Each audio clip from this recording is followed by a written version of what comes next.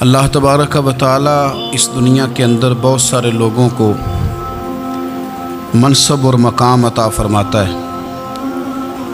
بہت سارے لوگ ایسے ہوتے ہیں جنہیں اللہ تبارک و تعالی زندگی میں بڑے بڑے مواقع عطا کرتا ہے۔ وہ چاہیں تو اس موقع سے اپنے ذاتی مفادات حاصل کریں اور چاہیں تو ان اچھے مواقع کو ملت کی، مذہب کی، قوم کی خدمت کے لیے وقف کر دیں۔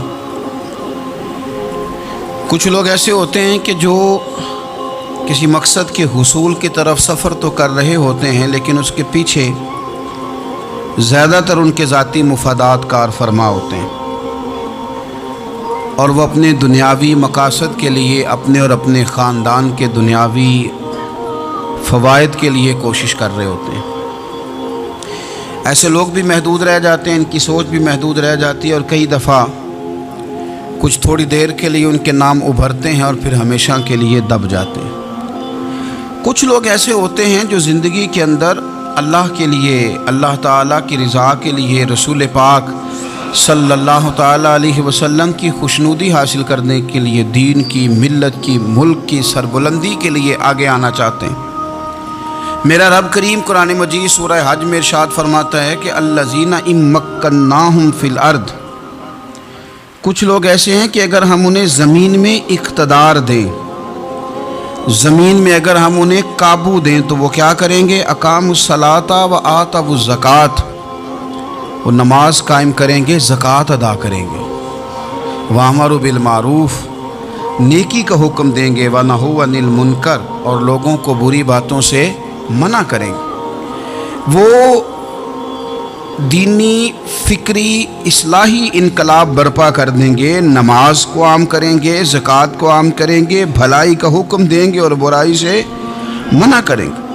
اللہ تبارک و تعالیٰ نے ان لوگوں کو جب اقتدار دیا، وہ کون لوگ تھے؟ سیدنا صدیق اکبر، حضرت فاروق اعظم، سیدنا عثمان غنی، حضرت مولا علی رضوان اللہ تعالی علیہم اجمعین۔ اللہ نے جب ان لوگوں کو اقتدار دیا زمین کے اندر، اللہ تبارک و تعالی نے انہیں نبی پاک علیہ الصلاۃ والسلام کی نیابت کے لیے چنا، تو ان لوگوں نے یہ انقلاب برپا کیا، نمازیں عام ہو گئیں، شوق سے لوگ صدقات و خیرات دینے لگے، بھلائی عام ہوئی، برائی کا کلا کما کیا گیا۔ ہمارے ہاں بھی لوگ احتساب کی باتیں کرتے ہیں، ہمارے ہاں بھی لوگ کہتے ہیں کہ میں رشوت خوری کو، کرپشن کو، ناجائز چیزوں کو ہمیشہ کے لیے جڑ سے اکھیڑ پھینٹوں گا۔ لوگ دوسروں سے مطالبہ کرتے ہیں کہ یہ سارے کام جائز کریں، لیکن خود اس پر عمل کرنے کو تیار نہیں ہوتے۔ یاد رکھ لیں کہ یہ جو احتساب ہے، یہ انسان کی اپنی ذات سے شروع ہوتا ہے۔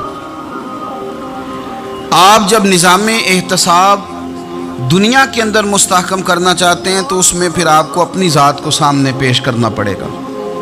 آج ہم بات کرنے جا رہے ہیں سیدنا فاروق اعظم رضی اللہ تعالیٰ عنہ۔ تو جناب عمر فاروق رضی اللہ تعالیٰ عنہ کا جو نظام احتساب ہے، انہوں نے اس کو گھر سے شروع کیا تھا، اپنے آپ سے اس کا آغاز فرمایا تھا۔ ہمارے ہاں یہ ہوتا ہے کہ جس بندے کے اکاؤنٹ میں اچھے خاصے پیسے ہیں، وہ بل جمع کرانے جائے تو اسے لائن میں نہیں لگنا پڑتا، مینیجر صاحب اسے آگے بلا لیتے، تو وہ بعد میں کیا کہہ رہا ہوتا ہے؟ کہتا دیکھو اللہ نے کتنی عزت دی ہے، مجھے لائن میں نہیں لگنا پڑا۔ بھائی لائن میں لگنا تو آپ کا یہ تھا کہ آپ سمجھتے کہ سارے مسلمان ہیں، مومنین ہیں، برابر ہیں، تو میں کسی کو تکلیف میں مبتلا نہ کروں۔ جب آپ آگے چلے گئے تھے تو آپ نے بہت سارے لوگوں کا حق مارا تھا، وہ لائن میں جو لگے ہوئے تھے ان کا وقت لمبا ہو گیا تھا۔ آپ نے تو اپنے آپ کو احتساب کے لیے پیش ہی نہیں کیا، بلکہ آپ نے کہہ دیا کہ جناب میرا تو رتبہ اعلیٰ ہے، لہذا یہ میرا حق بنتا تھا، مجھے تو استحکام ملنا چاہیے تھا۔ یہاں بہت سارے لوگوں نے اپنے حق میں چیزوں کو اور رنگ میں پیش کیا ہے۔ سیدنا فاروق اعظم رضی اللہ تعالیٰ عنہ نے اس نظام احتساب کو اپنے گھر سے شروع فرمایا۔ حضرت عمر فاروق رضی اللہ تعالیٰ عنہ اپنے بچوں سے فرمایا کرتے تھے کہ جب میں حکم لوگوں کو کروں گا نا، اپنی رعایا کو، مسلمانوں کو میں کوئی حکم دوں گا تو تمہیں پہلے اس پر عمل کرنا پڑے گا۔ آپ فرمایا کرتے تھے یاد رکھنا، لوگ تمہیں اس طرح دیکھیں گے، لوگ اس طرح تمہیں دیکھیں گے جس طرح گوشت کھانے والا پرندہ گوشت کو دیکھا کرتا ہے، چیل گوشت کھاتی ہے تو کیا کبھی اس کو پیغام بھیجنا پڑا ہے کہ تو آجا یہاں گائے مر گئی ہے، بھینس مر گئی ہے؟ خود بخود اس کی نظر ہوتی ہے، وہ پہنچ جاتی ہے۔ جناب عمر فرمانے لگے میرے گھر والوں، میرے بیٹوں، میری بیٹیوں، میری اہلیہ، لوگ تمہیں اس طرح دیکھیں گے جس طرح گوشت کھانے والے پرندے دیکھتے ہیں، لہذا میں جب کسی کو عمل کروں تو پہلے تمہیں اس پر عمل کرنا پڑے گا جب میں کسی کو حکم دوں۔ آپ فرمانے لگے یاد رکھنا اگر تم نے میرا حکم نہ مانا تو غیروں نے حکم نہ مانا تو انہیں ایک سزا ملے گی، اور اگر میرے گھر والوں نے نہ مانا تو ڈبل سزا ملے گی، تم پر ڈبل سختی کی جائے گی کہ تم نے میری بات کیوں نہیں مانی۔ یہ نظام احتساب ہے۔ ہم نہ دوسروں کے بچوں کا گلا کاٹ کے اپنے بچوں کی خوشیاں لینا چاہتے ہیں، ہم چاہتے ہیں کہ دوسروں کے بچوں کے حصوں کا مال میرے گھر میں آ جائے، آ جاتا ہے۔ کچھ لوگوں کی سیاست چل جاتی ہے، کچھ لوگوں کا فریب اور فراڈ کام کر جاتا ہے، لیکن وہ گھر روشن نہیں ہوتے۔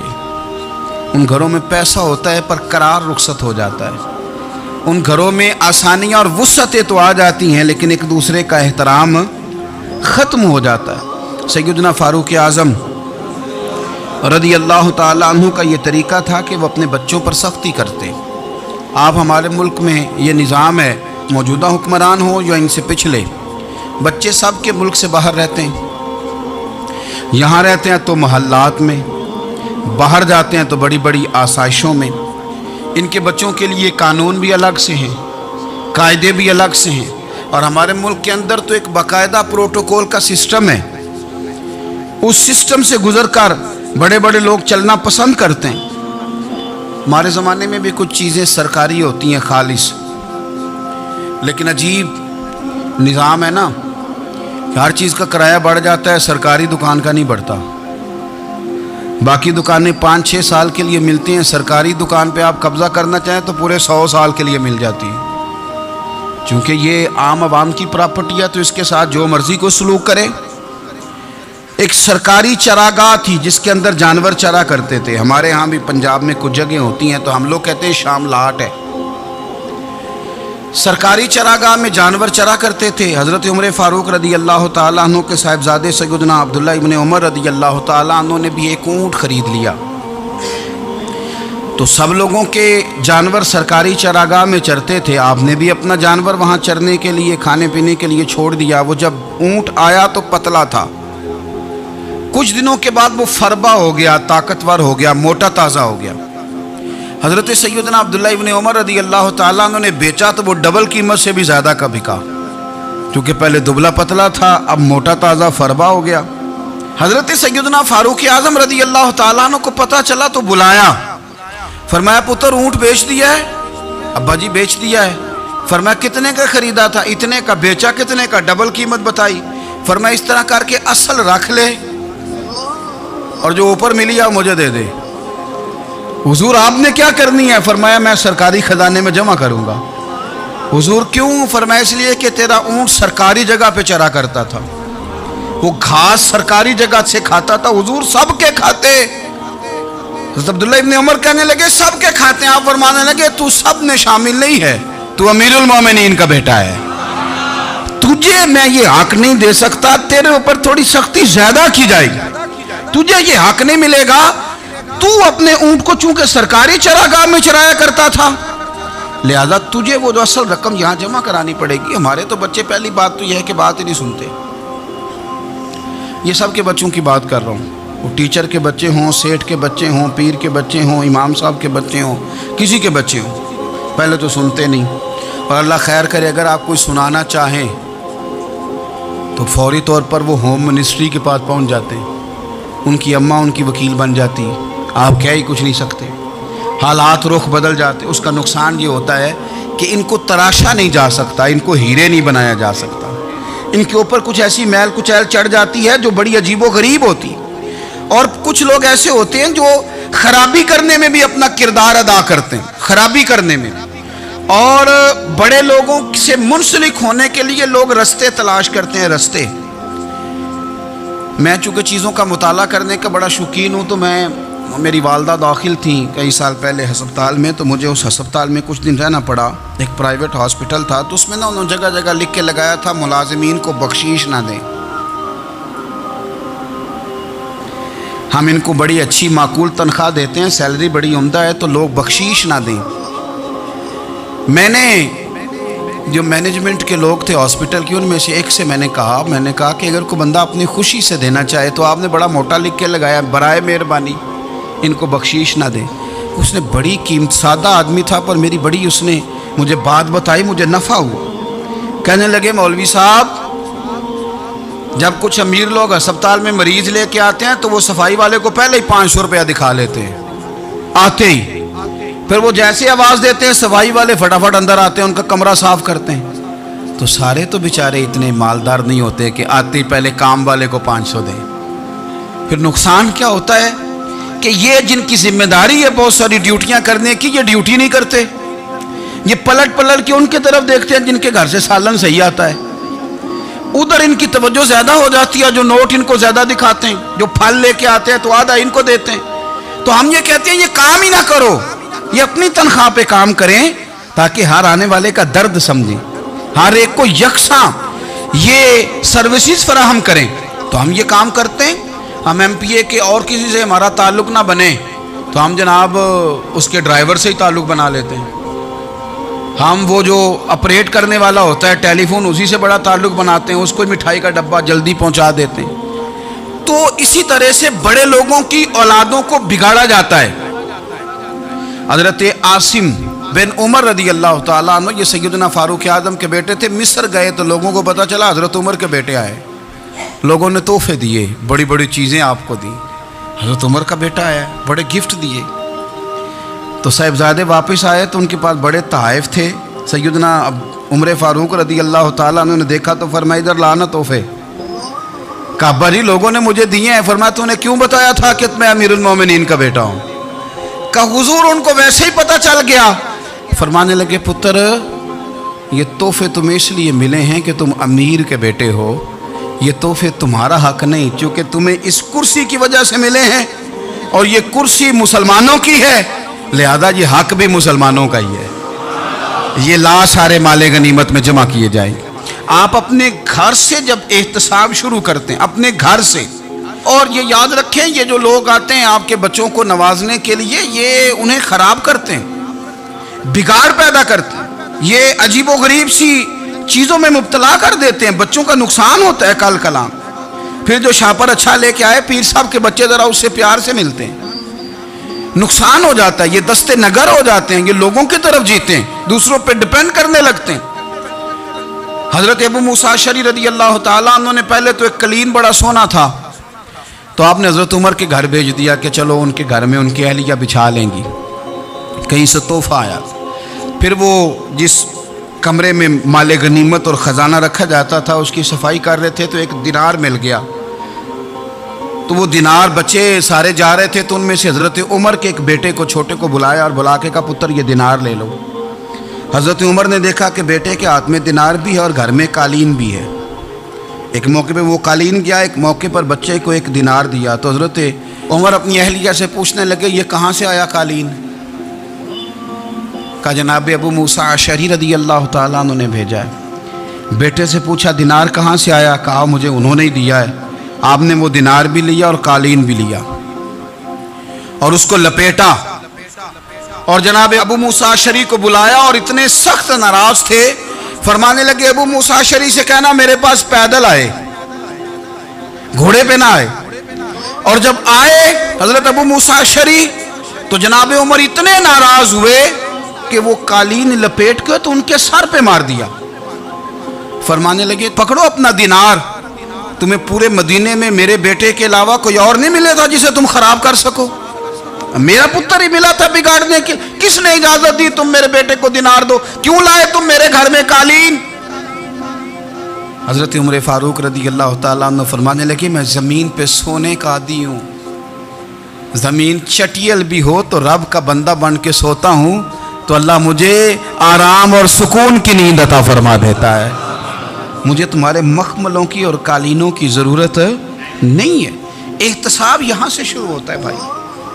یہاں ہم نہ اپنے گھر میں بیٹھ کے مایوس باتیں کرتے ہیں, اور فلانے کے بچے کہاں پہنچ گئے, فلانے کے بعد بڑا پیسہ آ گیا, میں کچے مکان میں رہوں، میں یہ کروں، دیکھو مجھے نہیں سہولی. یہ تو آپ مایوسی والی باتیں کر رہے ہیں، یہ تو آپ کمزور باتیں کر رہے ہیں.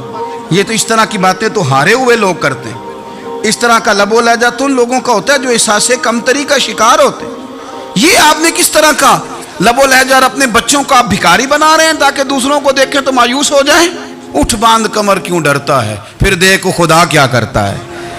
آپ کا جو احساس ہے وہ اتنا خوبصورت ہو، آپ کے لہجے کے اندر اس قدر ٹھہراؤ ہو، آپ کو اطمینان آ چکا ہو، اور آپ کے بچے کبھی بھی کمپیریزن نہ کریں اپنا کسی کے ساتھ. کبھی بھی انہیں کرنے نہ دیں. آپ وہ کبھی یہ بات نہ کریں کہ فلانے زیادہ اچھا کھاتے پیتے ہیں تو ہم کدھر ہیں. کرنے نہ دیں انہیں بتائیں کہ بیٹا اپنی مٹی پہ چلنے کا سلیقہ سیکھو. سنگ مرمر پہ چلو گے تو پھسل جاؤ گے. ان کو بتائیں کہ جو تمہارے پاس ہے یہ خدا کا عطیہ ہے، اسی پر تم نے قناعت کرنی. کبھی بھی حضرت زید بن حارثہ سے نبی پاک صلی اللہ علیہ وسلم کو بڑا پیار تھا. پھر ان کے بیٹے حضور کے غلام زادے حضرت اسامہ بن زید کے ساتھ بھی حضور بڑا پیار کرتے. لیکن یہ تو مسلمہ حقیقت ہے نا کہ عظمت اور شان تو سیدنا فاروق اعظم کی زیادہ ہے. امت کا اتفاق ہے کہ نبیوں کے بعد سب سے بڑا درجہ جناب صدیق اکبر کا، اور پھر اللہ نے مقام عطا کیا حضرت فاروق اعظم کو. یہ بڑے لوگ تھے. ایک دفعہ مال تقسیم ہو رہا تھا تو حضرت عمر رضی اللہ تعالیٰ عنہ نے نا حضرت اسامہ بن زید کو 4000 دینار دیے اور اپنے بیٹے عبداللہ ابن عمر کو 3000 دینار دیے. تو حضرت عبداللہ ابن عمر گھر جا کے کہنے لگے ابا جی اسامہ میں وہ کون سی خوبی ہے جو میرے اندر نہیں، اور اسامہ کے باپ میں وہ کون سی خوبی ہے جو آپ کے اندر نہیں. تو حضرت عمر کی عاجزی دیکھیے. حالانکہ بالاتفاق دنیا جانتی ہے کہ جناب عمر فاروق رضی اللہ تعالیٰ عنہ افضل ہیں، پھر بھی پتہ اپنے بیٹے سے کیا کہتے ہیں؟ فرماتے ہیں او سن یار، وہ خدمت گزار ہیں نبی پاک کے، وہ بھی حضور کے گھر میں ڈیوٹی کرتے، نوکری کرتے، اور ان کے بیٹے بھی حضور کی نوکری کرتے، یہ خدمت گزار ہیں. فرمانے لگے اگر تو نے پوچھ لیا تو سن، پھر میری تو رائے یہ ہے کہ تیرے سے زیادہ اسامہ بن زید حضور کی نظر میں پیارے ہیں، اور اسامہ کا باپ تیرے باپ سے زیادہ نبی پاک کا پیارا ہے. کوئی کمپیریزن کرنے نہیں دیا، بچوں کو کسی ایسی جگہ کھڑے ہونے نہیں دیا. فرمایا یہ وجہ ہے، یہ انداز ہے کہ تو زیادہ پیارا ہے. حضرت عمر فاروق رضی اللہ تعالیٰ عنہ پسند نہیں کرتے تھے، ذرا برابر بھی پسند نہیں کرتے تھے کہ کوئی شخص اور مال آتا تو اپنے رشتہ داروں کو نوازنے سے بچتے. مال غنیمت آتا ہے نا، ہمارے ہاں تو اللہ خیر کرے جب کوئی بندہ کونسلر بنتا ہے، چیئرمین بنتا ہے، تو ٹھیکہ کس کو دیتا ہے؟ کوئی چلو بھتیجا مل جائے، کوئی بھانجا مل جائے، کوئی چھوٹا بھائی، اسے بھی کام مل جاتا ہے ساتھ. نوازنے پہ لوگ آتے ہیں تو وہ تلاش کرتے ہیں کہ کہاں کہاں کو میرا ہے. وہ ٹینڈر ہی ان کے نام کے پاس ہوتے ہیں جن کی طرف ذرا نظر کرم زیادہ ہوتی. حضرت عمر فاروق مال تقسیم کر رہے تھے تو بیٹی آگے کہنے لگی ابا جی رشتہ داروں کا بھی حق ہوتا ہے، آپ سب کو دیتے ہیں، آپ کے اپنے آپ کے قریب ہی نہیں آتے. تو حضرت عمر فاروق نے کیا لفظ کہے، کیا حقیقت ہے، کیا حسن ہے. فرمانے لگے پتر یہ مال تیرے باپ کا نہیں مسلمانوں کا ہے. جب تیرے باپ کا ذاتی مال ہوگا تو اپنے رشتہ داروں کو دے گا، یہ مسلمانوں کا مال ہے، یہ اسی حساب سے تقسیم ہوگا جو عدل کا حساب ہے، جو ترازو ٹھیک ہے. فرمایا تو مجھے یہ مشورہ نہ دے، یہ مسلمانوں کا مال.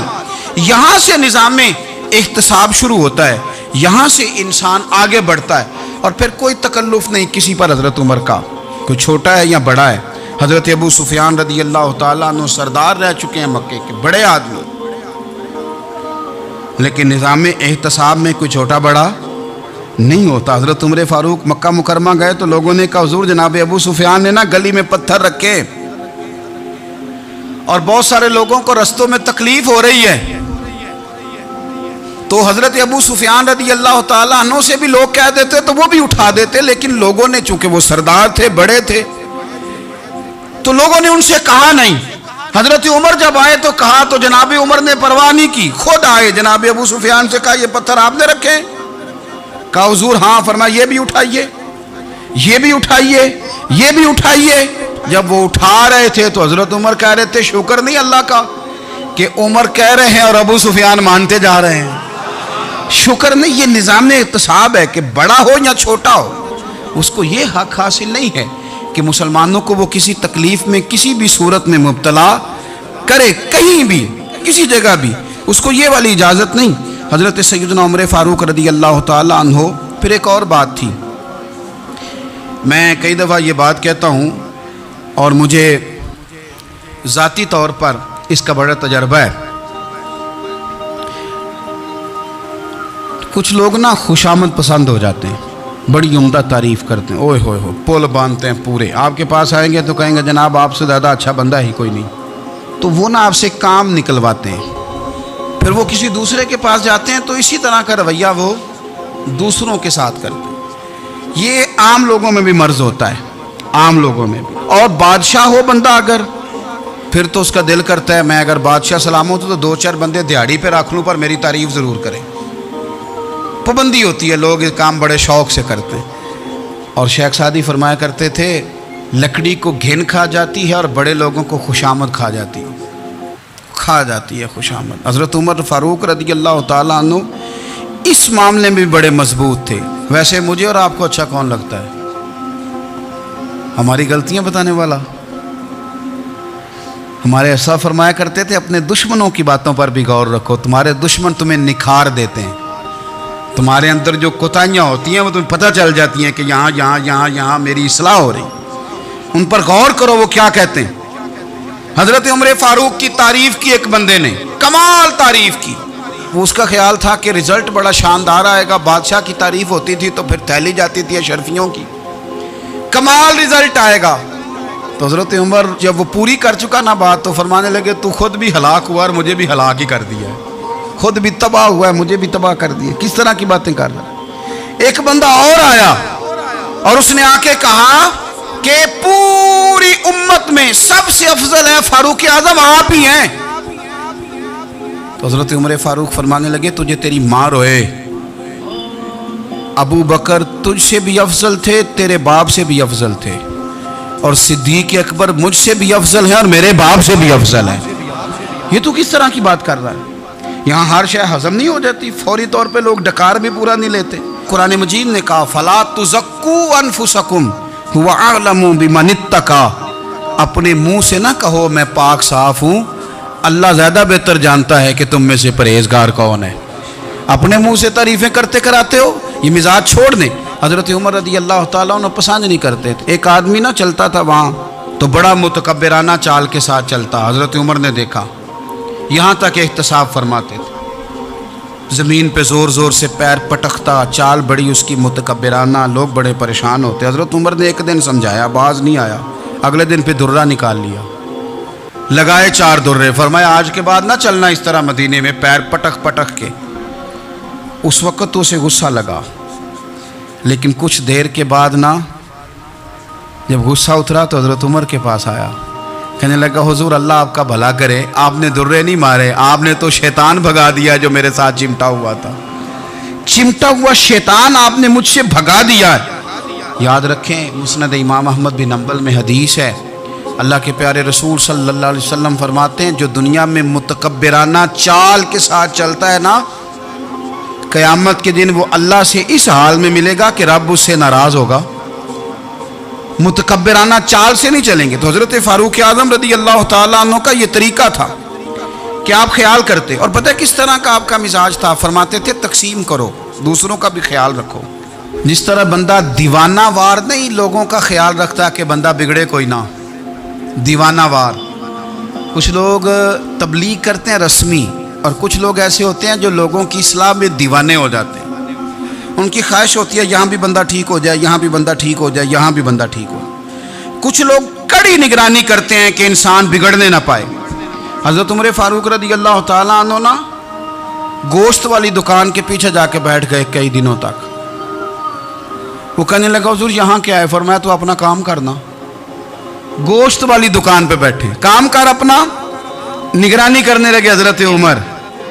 फिर आपने ना वो बंदे पकड़ लिए, कौन? जो 2 दिन मुसलसल गोश्त खरीदने आए, पकड़ के खड़ा कर लिया। फरमाया तो कल भी गोश्त लेने आया था? हुजूर हाँ। फरमाया आज फिर खाएगा? हुजूर जी। तो आप फरमाने लगे क्या तेरे मोहल्ले से गुर्बत ख़त्म हो गई है? تیرے رشتہ دار سارے پیٹ بھر کے کھاتے ہیں, تو 2 دن گوشت لینے آتا ہے. فرمایا آج کے بعد مسلسل گوشت لینے آیا تو درے سے ماروں گا, خبردار یہ کام نہ کرنا. یہاں تک نظام احتساب کا جب خیال رکھا جائے پھر حالات بگڑا نہیں کرتے, پھر وہ قابو میں رہا کرتے. حضرت عمر فاروق رضی اللہ تعالیٰ عنہ اس ترتیب کے ساتھ اصلاح کرتے, اس ترتیب کے ساتھ. سیدنا فاروق اعظم رضی اللہ تعالیٰ عنہ کی ایک بات آخر میں عرض کرنی ہے, وہ میں بھی اپنے اوپر لاگو کروں, آپ بھی غور کریں. حضرت عمر فاروق رضی اللہ تعالیٰ عنہ نے خط لکھا حضرت ابو موسیٰ اشعری کو. آپ فرمانے لگے یاد رکھنا, جو گورنر, جو امیر اپنے رب کریم کی فرما برداری کرتا رہتا ہے نا, اس کی رعایا بھی اس کی فرما برداری کرتی ہے. اور جو لوگ اپنے رب کریم کی فرما برداری چھوڑ دیتے ہیں, پھر جنہوں نے ان کی فرما برداری کرنی ہوتی ہے وہ ان کی فرما برداری چھوڑ دیتے ہیں. آپ نے سپہ سالاروں کو خط لکھے تھے, فوج کے جو جرنیل تھے, کمانڈو تھے, ان کو خط لکھے تھے. فرمایا جو سپاہی نماز نہیں پڑھتا اسے فوج سے نکال دو, اور ساتھ لکھا تھا یاد رکھو جو رب کا وفادار نہیں وہ ہمارا کیسے ہو سکتا ہے, نکال دو ان لوگوں کو, فوج سے الگ کر دو. ہم آج جو بے پناہ پریشان ہیں کہ ہمارے بچے بات نہیں مانتے, شاگرد بات نہیں مانتے, ہم شکوے کرتے ہیں, بے ادبی بڑھ گئی. ادب کے ساتھ میں گزارش کروں گا بڑوں کی بارگاہوں میں, جو میری طرح کے بڑے بنے ہوئے ہیں, بزرگوں سے نہیں بات کرتا, ان سے میں کہوں گا کہ ہمیں ایک دفعہ اپنے اوپر بھی تو غور کر لینا چاہیے. کہیں ایسا تو نہیں ہے کہ ہم جب تک اللہ تعالیٰ کے فرما بردار تھے, جب تک ہم تقوی کے معیار پر تھے, ہماری بات ماننے والے ہماری بات مان رہے تھے. کہیں ایسا تو نہیں کہ ہم اس معیار سے ہل گئے ہیں, تو اب جو ہمارے فرما بردار تھے وہاں سے ہل گئے. حضرت عمر رضی اللہ تعالیٰ عنہ فرمایا کرتے تھے کہ لوگوں کو عجب میں مبتلا نہیں ہونا چاہیے. خود پسندی کا جو ماحول ہوتا ہے اس سے لوگوں کو ہمیشہ نکلنا چاہیے. حضرت عمر کے ایک صاحبزادے نے کنگھی کر لی, اچھا لباس پہن لیا تو درہ مارا جناب عمر نے. تو آپ کی بیٹی کہنے لگی ابا یہ تو بالکل جائز ہے, اچھے کپڑے پہننا, اچھا لباس پہننا اور سر میں کنگھی کر لینا, اس پر درہ کیوں مار دیا؟ تو آپ فرمانے لگے بیٹا یہ خود پسندی میں مبتلا ہونے لگا تھا, یہ اپنے آپ کو بہت بھلا سمجھنے لگا تھا. اس کا خیال تھا کہ میں ہی ہوں, میرے علاوہ کوئی نہیں. یہ اس مقام پہ جا رہا تھا جہاں اس کی تربیت رک جاتی, اس لیے درہ مارا ہے. ایک دفعہ حکومتی معاملات کے اندر آپ کی اہلیہ نے مشورہ دینا چاہا. بڑے کام بیویاں نہیں کرتی, بڑے بڑے معاملات میں مداخلت نہیں کرتی. ہمارے بر صغیر میں وہ بادشاہ نہیں گزرا کہ جو فیصلہ کرتا تھا تو کرسی پہ بیٹھ جاتا تھا اور پردے کے پیچھے اس کی بیوی بیٹھ جاتی تھی, اور جب وہ فیصلہ سنانے لگتا تو یوں گردن پیچھے کرتا اور اہلیہ جو کہتی وہ فیصلہ سنا دیتا. لیکن ایک دفعہ خاتون نے ایک آدمی کو حضرت عمر نے معزول کیا, تو آپ کی اہلیہ نے, اس آدمی کی اہلیہ حضرت عمر کی اہلیہ سے ملی ہوں گی, تو خاتون نے ذرا سفارش کرنی چاہی. تو جناب عمر فاروق رضی اللہ تعالیٰ عنہ کے ہاتھ میں عصا تھا, ڈنڈا تھا, 2-3 دفعہ زمین پہ مارا. فرمایا تمہیں کس نے اجازت دی ہے حکومتی معاملات میں مشورہ دینے کی؟ یہ مشورہ مولا علی دیں گے یا عثمان غنی دیں گے؟ آپ کو کس نے اجازت دی؟ وہ حکومتی معاملات, وہ مسلمانوں کا اجتماعی معاملہ, وہ مسلمان دیکھیں. آپ کو اس میں آنے کی اجازت نہیں ہے. جو آپ کی ذمہ داریاں ہیں, آپ کے حقوق ہیں, ان پر آپ بات کریں. تو بھائی نظام میں احتساب اپنی ذات سے شروع کریں. ہماری اولادیں, ہمارے بچے, وہ باہر سے انہوں نے زیادہ اثر نہیں لیا. ہم نے انہیں بتایا ہے کہ ہم بڑے غریب ہیں, ہم بڑے مجبور ہیں, ہم تو بڑے کمزور ہیں, ہماری تو سنتا کوئی نہیں, یہ تو امیروں کا ملک ہے, اس میں تو فلانے کو اہمیت حاصل ہے. ان باتوں نے ہمارے بچوں کو کمزور کیا ہے. ان باتوں نے ہمارے بچوں کے دلوں میں احساس کمزوری پیدا کیا ہے. آپ ان کو جینا سکھائیں. آپ ان لوگوں کو بتلائیں کہ رب کریم نے جو تمہارے لیے بہتر سمجھا وہ تمہیں اپنے فضل سے بڑا عطا فرمایا ہے. آپ ان کو ان کے مقام پر رہ کر خوددار اور قناعت پسند ہونا سکھائیں. آپ یقین کریں گھر امن والا بن جائے گا.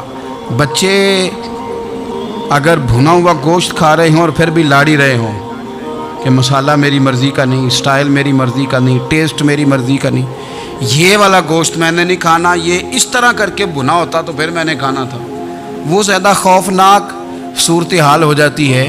لیکن اگر ابا جی, اماں جی, گھر والے کھیتوں میں کام کر رہے ہوں اور بچے اچار کے ساتھ روٹی لے کے جائیں اور بننے پہ بیٹھ کے پھٹے پہ بیٹھ کے وہ پھر کھانا شروع کریں، اور جب وہ اچار آئے اور وہ ایک دوسرے کو کہیں کہ آج تو 2 کلے ہو گئے میرے کام کے، اس دفعہ تو دیکھنا ہماری فصل کتنی شاندار ہوگی، ایک دوسرے کو دیکھ دیکھ کے وہ ہنسیں اور مسکرائیں اور ان کی باتوں میں لذت ہو، اور پھر وہ کہیں کہ آم بڑے اچھے مل گئے تھے، دیکھو اچار کتنا سونا آ گیا ہے، دیکھو یہ کہ کس قدر زیادہ اچھا ٹیسٹ ہے، تیل بھی بڑا اچھا ہے، گل بھی بڑے وقت پہ گیا ہے۔